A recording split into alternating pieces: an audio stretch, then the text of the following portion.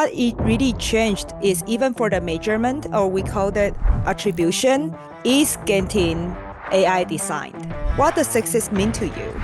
Like nobody has the perfect information. That's only one question, and I'm going to leak it today. I just asked him, what is ROI to you?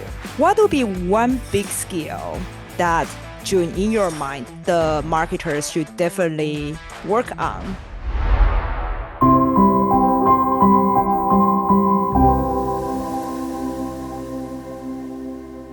Hi, everyone. Welcome back to the Beyond Algorithms podcast. I'm Jun. I'm Frost. Today, we're going to continue the conversation and talk a little bit more about how AI is reshaping the industry and calculating the ROI differently. Frost, I'm curious from your experience in the past, what are the ways that we do ROI and attributions, and then how is AI changing that today? Yeah, that's a really big question because I feel it's almost an art to design how we do attributions. Whenever I speak with candidates or business owners, I always ask, what does success mean to you? And most people would say, I want the base ROI.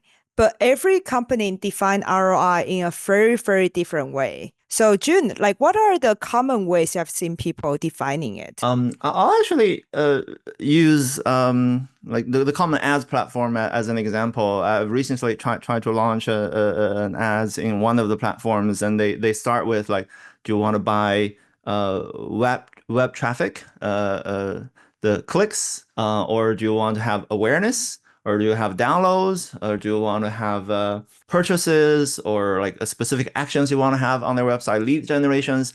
I think the ads platform themselves have optimized their platform into like these very, very specific goals. And so that marketers or people who have budget want to buy certain things, they can just go directly buy what they need to buy. But I think something is missing as independent from the platform on like what is the ultimate goal. And I think the ultimate goal is sort of missing in some of the refined objective setting in some of the ads platforms. You have people who buy Super Bowl ads, and then you can say like, I just want to have as many people see my ads. I don't know. I may have other ways to sort of measure the brand recall or whatever the impact is, but it's very less measurable. Well, it's probably not fair, but it's different from how you would measure from a cost per acquisition campaign on, let's say, a mobile game download. So it's a really wide range. I'm curious, Frost, what's reconciling all of those different objectives into one marketing goal, or if that's even a recommended approach? Yeah, I think one thing I've noticed AI shaping the attribution model is, like you said, it tried to abstract exactly what we were bidding on before. So before, if we believe impression is the most important thing, we do first impression attribution.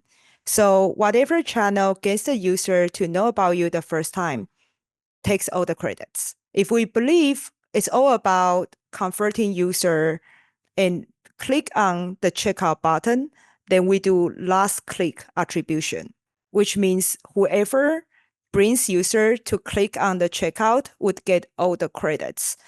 But nowadays, like you said, a lot of platforms basically say, hey, tell me what you believe, and then we will design the attribution model for you, calculate the ROI for you, and optimize that for you. And it becomes really blurry and even underlying how it is actually doing the attribution. And that comes to a really, really big, I would say, attribution's core is we want to be able to calculate, is our ROI really getting better? And if the calculation method changes, how do we even compare that with like 2 weeks ago? If it's like blurry right there. Absolutely. I think that's really what AI is changing. I think in old days, years ago, I was trying to convince a CMO to sort of spend ads spend money on buying ads. And then I think they come from a more traditional background in saying, I want to target, let's say, 18 to 25 female urban residents and all that. And then with AI, even, with years ago, AI, what we were trying to convince them is tell us what actions you want people to take. because maybe you were targeting too narrowly in that particular demographic segment. You're missing some of the other opportunities. And then the claim is the platform or AI can help you identify more people who are lookalikes, but not necessarily in demographic, but in terms of behavior. There are other people who may be interested in your product. So that's the platform's claim. But I completely agree with you. We sort of blur the line in terms of the control that the marketers feel that they have. Like I want to target this specific demographic, give me something else, and that's not what I want to do. Versus a platform is saying, I have this algorithm that you don't need to know, but I can give you the results, and then I can help you do the bidding. That's another sort of difference, the sort of older versus newer generation.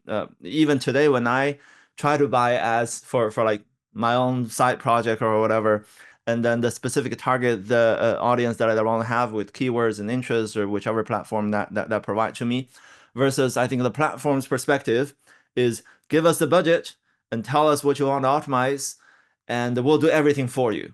Absolutely. I don't even mind if they do everything for me, as long as I'm measuring it and it is actually more successful. But I think what it really changed is even for the measurement, or we call that attribution, is getting AI designed. So people don't even know this super complicated like ROI calculation. Like, what does that mean? It's no longer just last click. You were saying, hey, you have to give your influencer credits. You have to give every impression credits. You have to give each click credit. When all these things are combined, it becomes a black box. Like our human brain can no longer really think about, okay, so what actually drives all this success? It's really hard to iterate. And then I would say it makes a very critical part of running ads, which is deduping. We have to dedupe and decide one final channel is doing the most heavy lifting for us. Or we have to at least making sure we're not double counting. Yes, and this also sort of bring another question. I'm curious, Frost, your thoughts about this. Like so far, our conversations about like the budget owner from a marketing and growth perspective, facing platforms, sort of AI's offering. But if we drill one step down, um, within a company, there are different departments who work on their own things. You have people again like people who buy TV ads. You have people who buy digital ads, and then people who the salespeople directly call the clients if it is a like B2B market, and then each one of them has their own incentives and their own I don't need to justify their budget. And if you're telling them your bonus or your attribution is dependent on this magical black box AI that someone tell me, oh, you helped 30% of sales. It's very hard to sort of balance the dynamics between different channels and different departments. What's your take on that? Yeah, I completely agree. I feel that's one thing when AI is shaping the industry, the decision makers have to stay like making the call. That's why I call it an art and not science and not technology. It's how you design the attribution. And I feel that's almost like a fair scale right there when you're doing all the magic. And then you hold on to it, at least for a prolonged period of time. If your business situation changes, then you can modify it. But I feel it's a little bit scary to the AI decide all this stuff. While I love AI to give suggestions of, oh, based on your business models, based on your ads performances and practices, why don't you use this scoring function? I think that's totally fair, but it shouldn't be, oh, that's this black box just calculate all this ROI for me.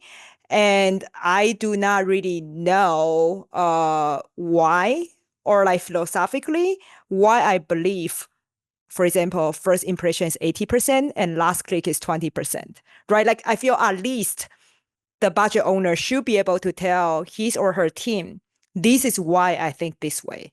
So And that's how we run ads. are you advocating like I don't know, internal rule-based attribution to sort of hold that for a while so that you have a little bit of transparency versus trusting the platform's AI to sort of do their dynamic allocation or attribution? Well, I have some like really crazy stories I have seen before, such as some platforms just default to not count logged out users into attribution.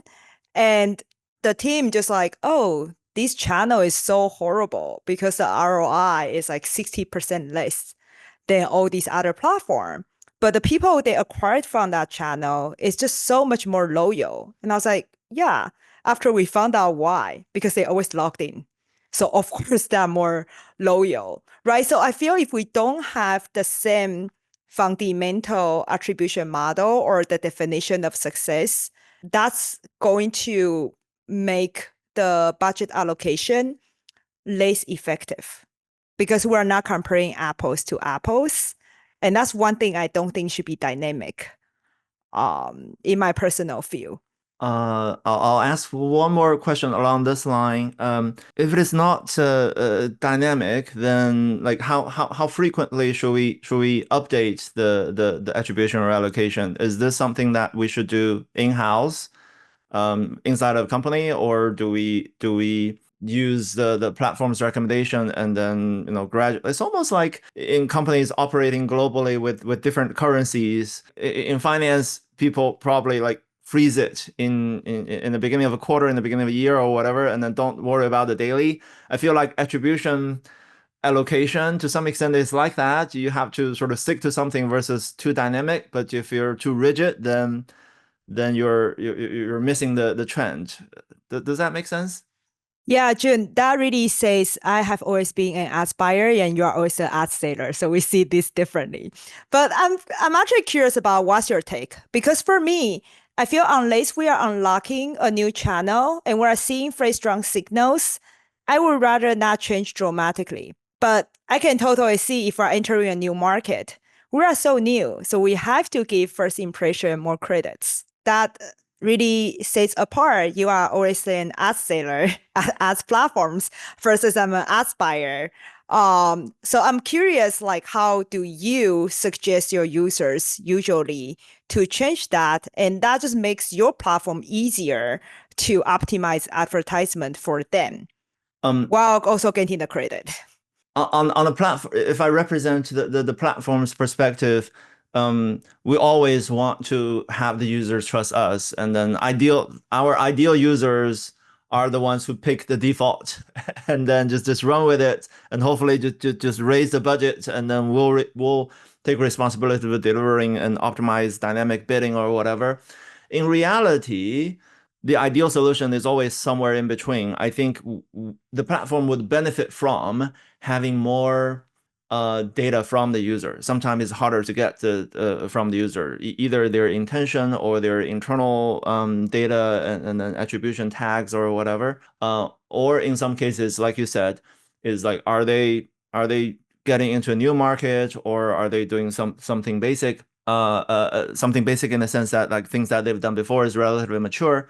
It's sometimes like nobody has the perfect information. I think in the ideal world, all the major platforms get together, and I think that was maybe the spirit of some of the ad exchanges, but not exactly. But all the major firms get together, and then we share information fully transparently so that people can see which platform does better or worse and reallocate budget dynamically along that line. And that's probably the premise of some of the startups who is trying to, or some of the ads agencies who is trying to say like, we have cross-platform visibility, we can help you do that.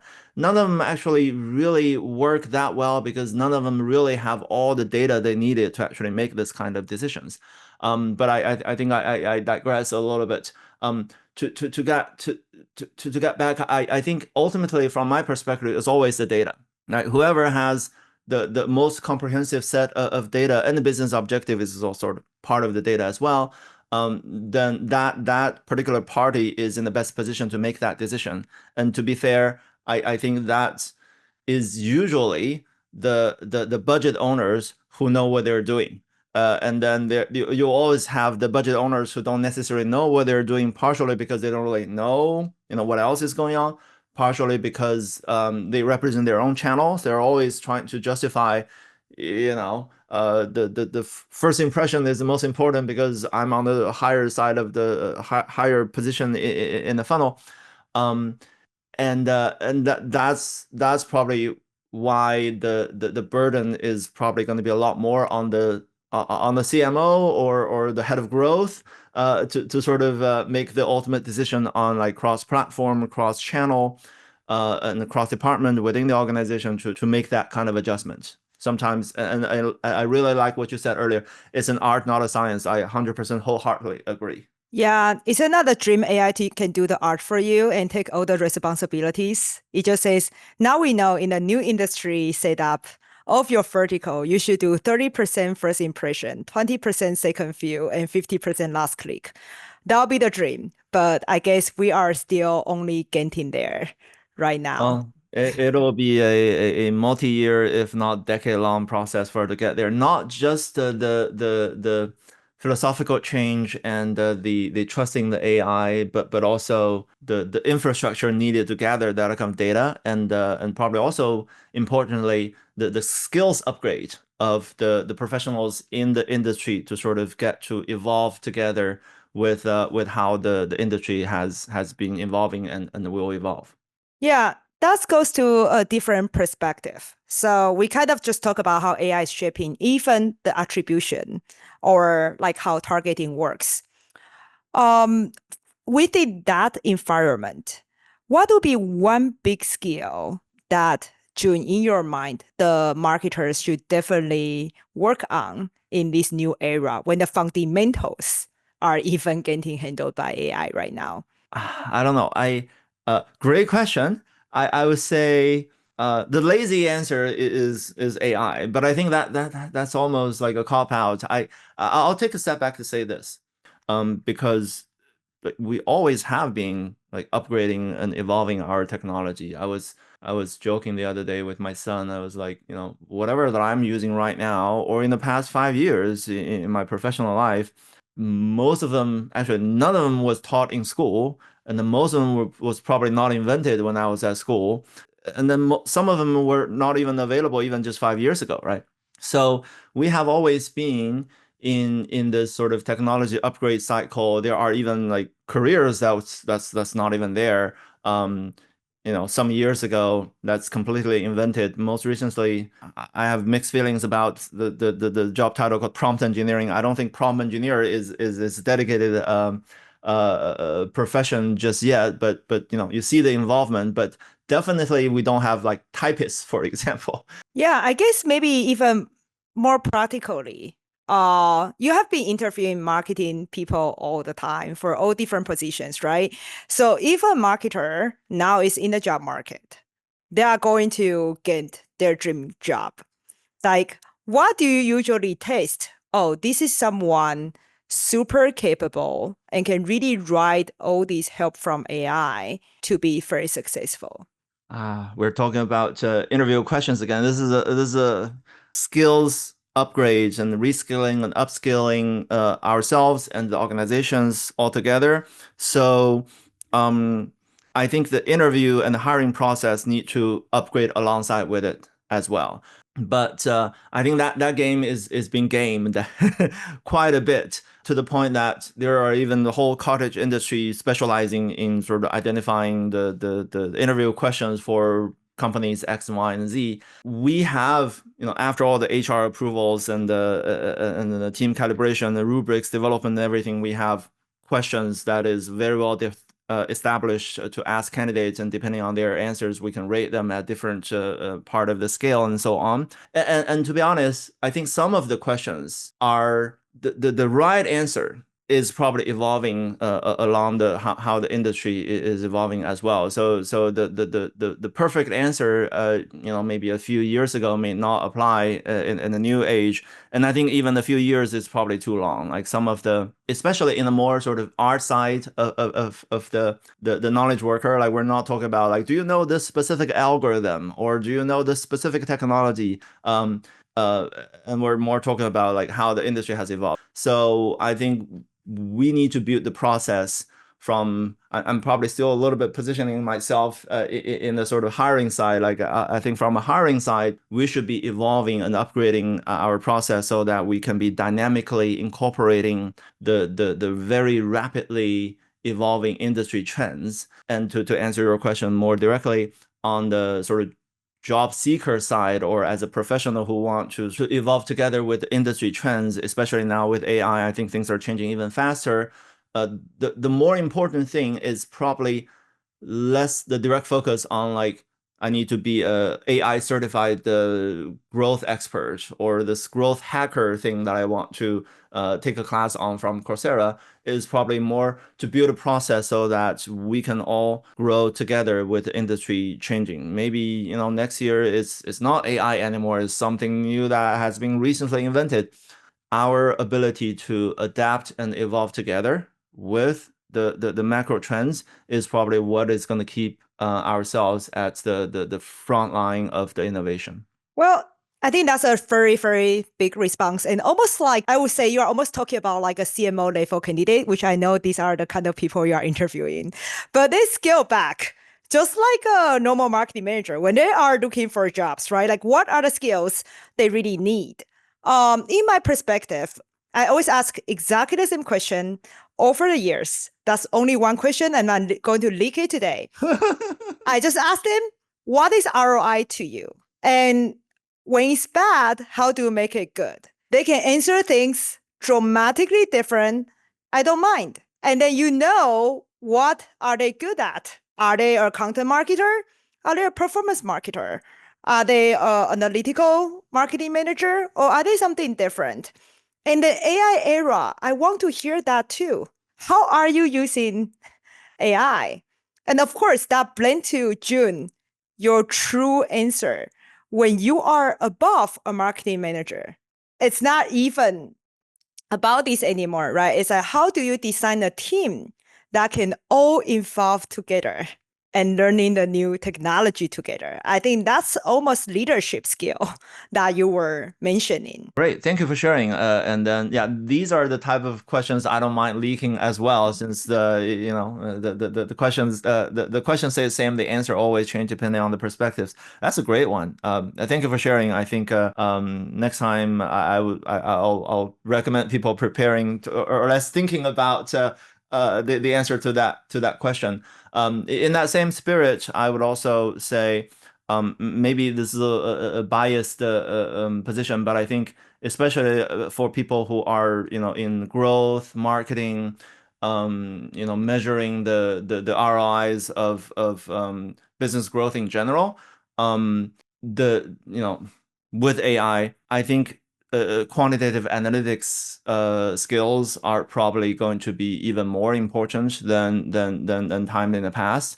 I think, and that applies across board to everyone, even if we're not talking about like specific like calculating numbers or answering the question of what is the ROI of my copywriting. I think it still is a good sort of north star to think about, you know, how am I contributing to the overall growth objective of the company, of my team, of my role. And even if it is not like quantitative analytics, do the calculations, the ability to use newly made available tools in helping all knowledge workers is going to be a major differentiator. So in that regard, I do recommend almost everyone to sort of try out different tools that is being built out and invented almost on the weekly, daily basis, and then to see if any one of them is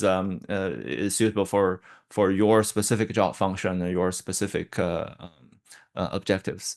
Yeah, I'll add just one last thing, which again, I'm going to leak one of my favorite answer of how people improve ROI, is the best artists, they learn from others. So I wouldn't recommend you to like really just take all these AI classes from all this college from start, because we're no longer in the college. We have our specific goals. We're in specific industries. look at the industry leaders you really, really like respect, like in your industry, which brands you think are doing really well. Look at what they are doing.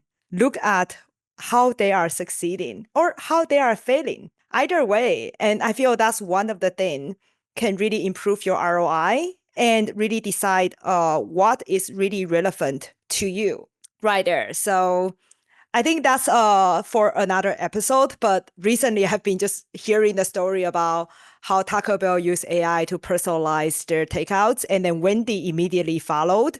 And that's a Wow. beautiful story. Of course, if I were Wendy's, why wouldn't I? After seeing how much ROI they are getting right there. Great, thank you for sharing. And I think that's definitely a topic we'll discuss another day. I think we're getting close to the end of our time here.